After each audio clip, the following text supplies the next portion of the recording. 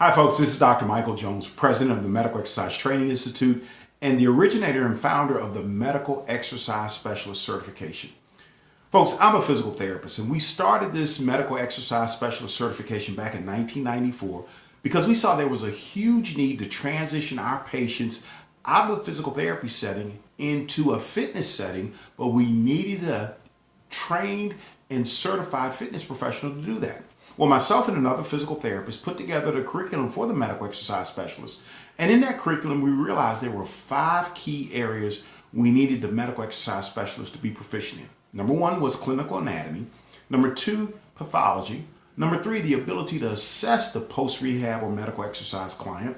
Number 4, understanding medical exercise techniques. And number 5, understanding how to progress the client. These 5 concepts were the pillars of our medical exercise specialist program. And they've been the pillars now for 20 plus years. Well, we're at a major intersection in our profession now. And notice what I said, profession.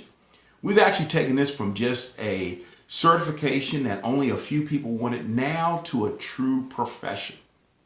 We now have medical exercise specialists around the world. They're collaborating with doctors, therapists, and chiropractors. Some are even getting insurance reimbursement. But the most important thing is they're producing outcomes for their clients. But we're at a major crossroads now. Now, we're seeing a bunch of knockoffs that are popping up all over the place. They're saying they've done this and they've done that. And even we fought one in federal court here in Houston. But here's the key thing. Let's talk a few moments about the mindset necessary to become a true medical exercise specialist, and more importantly, to become a professional with that title. So I'd like to talk about that. Now, many of you I've met over the years. Most of you I've met in on-site workshops, or if you were doing our online course, I've emailed you back and forth. So I think I pretty much know who you are, and I know what you're looking for. You're looking to be respected by the medical community. You're looking to have the admiration of your clients in that you're able to produce outcomes for them, and you're looking for the respect from your peers in the fitness industry. Well, folks, that starts with a mindset. Let's talk about that professional mindset. There are a few things that have happened over the last few months that are troubling to me, and I feel like as the person who started this whole process, who had the vision, I need to kind of step in and say, hey, you know what? We need to look at this a little bit differently. So here's a couple of problems. We now see that with some of these knockoffs that more and more fitness professionals are thinking they actually have the ability, they have the same skill level as medical professionals. Now, pretty much all medical professionals, physical therapists, chiropractors, nurses, physicians, they're licensed in every jurisdiction here in North America, whether that be in Mexico or Canada or here in the United States. They've passed the state board examination. They've gone through rigorous training that's been outlined by their various medical disciplines, the American Physical Therapy Association, the Medical Chiropractic Association, the American Medical Association. So these people have gone through rigorous education. But it's very funny to me that when someone completes a weekend workshop, they now feel like they have the same understanding that the medical professional does. Now, I'm not sure, but I don't think any of our medical exercise specialists have the ability to read x-rays or CAT scans or order prescriptions or do surgery. So the key thing is we need to now collaborate and work better with medical professionals.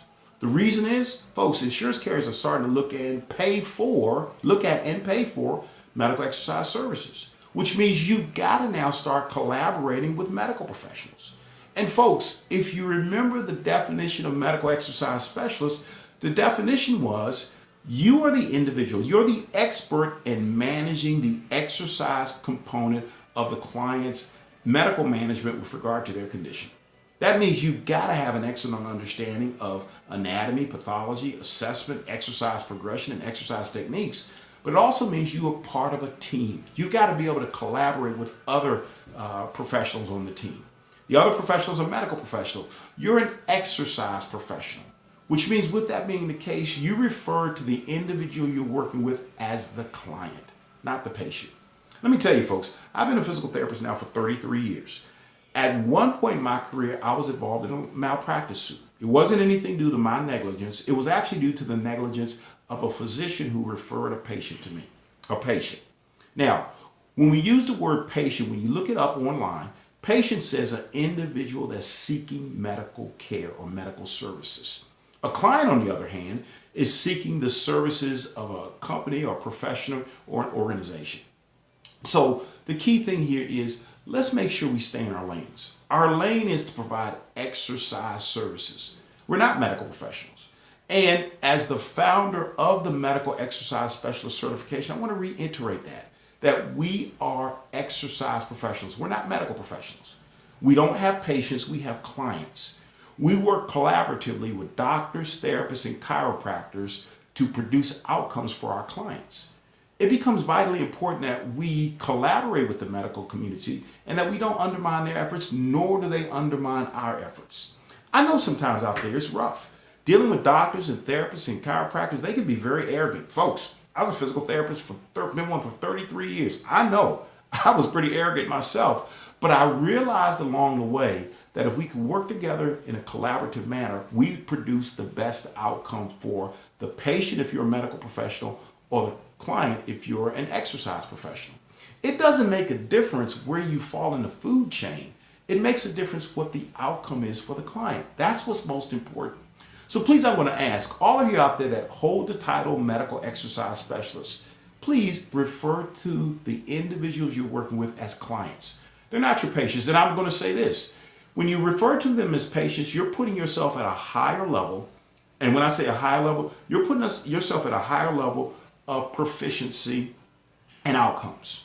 With that now, you're going to be actually held to a higher standard. And that higher standard means you need to understand every aspect from a medical standpoint of managing that client's condition.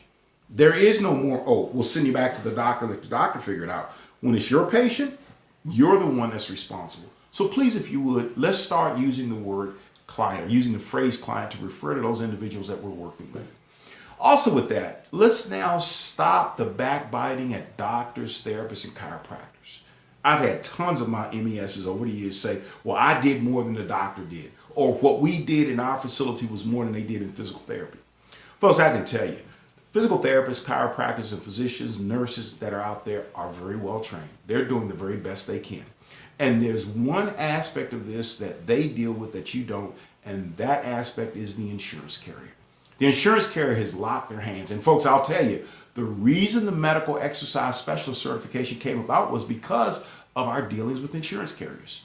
We found insurance carriers back in the early 1990s were cutting back on healthcare reimbursement in significant numbers. We went from an ACL reconstruction that we were pretty much guaranteed of getting 26 weeks of physical therapy. That was cut back to 12 weeks in a very short window of time. It was actually when the Clinton administration came into office. Now, Bill Clinton ran on the idea of a universal health insurance. It never made it to the House of Representatives floor in Congress, but the insurance carriers instituted their own healthcare reform. And that reform is very simple. We're just going to cut back on physical therapy services. So this idea of collaboration, it truly was a collaboration. The idea was patients would leave my clinic and we would transition them directly into post-rehab or medical exercise settings with our certified medical exercise specialists. It was to be a collaborative effort, not an effort where one was saying we do more than the other. It was a collaborative effort because the outcome was based on what we saw the client was able to achieve from a standpoint of function. So please, if you would, let's now work cooperatively with the medical community. Let's stop this idea. We've done more than the physical therapists done. We've done more than the chiropractors have done. We've done more than the doctors have done.